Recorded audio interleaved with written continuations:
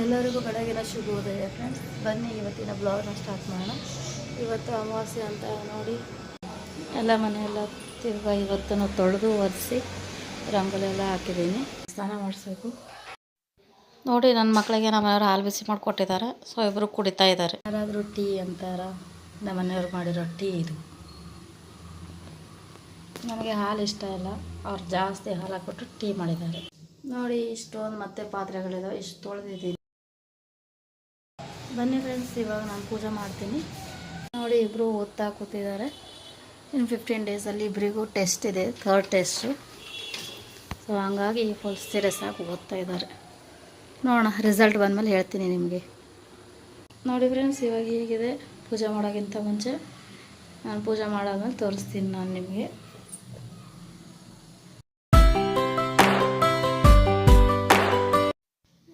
ನೋಡಿ, ಇವತ್ತು ನಾನು ಪೂಜೆ ಹೇಗೆ ಮಾಡಿದ್ದೀನಿ, ಹೇಗಿದೆ ಅಂತ ಕಾಮೆಂಟ್ ಮಾಡಿ ಹೇಳಿ.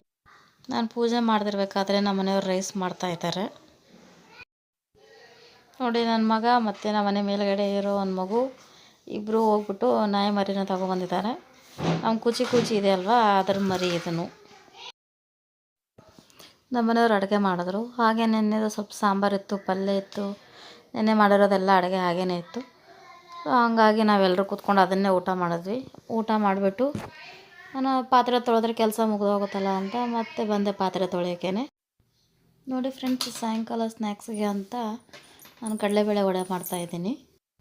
ವೆದರ್ ಎಲ್ಲ ಒಂಥರ ಆಗಿದೆ ಅಲ್ವಾ, ಸೊ ಹಂಗಾಗಿ ಮಕ್ಕಳು ಕೇಳ್ತಾಯಿದ್ರು ಏನಾದರೂ ಮಾಡು ಅಂತ. ಸೊ ಅದಕ್ಕೆ ನಾನು ಇದನ್ನೇ ಮಾಡಿದೆ, ಕಡಲೆಬೇಳೆ ವಡೆ. ಬೇಗ ಆಗುತ್ತೆ ಅಂತ ಇದನ್ನೇ ಮಾಡಿದೆ. ಫ್ರೆಂಡ್ಸ್, ವಡೆ ಹೇಗಿದೆ ಅಂತ ಕಾಮೆಂಟ್ ಮಾಡಿ ಹೇಳಿ. ಯಾರೆಲ್ಲ ನನ್ನ ವಿಡಿಯೋನ ನೋಡ್ತಾ ಇದ್ದೀರಾ, ಲೈಕ್ ಮಾಡಿ, ಶೇರ್ ಮಾಡಿ, ಕಾಮೆಂಟ್ ಮಾಡಿ, ಸಬ್ಸ್ಕ್ರೈಬ್ ಮಾಡಿ. Thank you so much. Support ಮಾಡ್ತಾಯಿರಿ ಹೀಗೇನೆ ನನಗೆ. ಥ್ಯಾಂಕ್ ಯು ಮತ್ತೊಮ್ಮೆ. ಬೇಳೆ ಸಾರು ಮಾಡೋಕ್ಕೆ ಬೇಳೆನ ಬೇಯಕ್ಕಿಟ್ಟಿದ್ದೀನಿ. ಹಾಗೆ ನಾನು ದೋಸೆಗೆ ರುಬ್ಕೋತಾ ಇದ್ದೆ ನೋಡಿ. ಫ್ರೆಂಡ್ಸ್, ನನ್ನ ಮಗಳು ಇವತ್ತು ದೋಸೆ ಮಾಡ್ತಾಯಿದ್ದಾಳೆ. ಫಸ್ಟ್ ಟೈಮ್ ದೋಸೆ ಮಾಡ್ತಾಯಿದ್ದಾಳೆ ನೋಡಿ. 2 ಮಾಡಿದ್ದಾಳೆ. ಹೇಗಿದೆ ಅಂತ ಕಾಮೆಂಟ್ ಮಾಡಿ ಹೇಳಿ.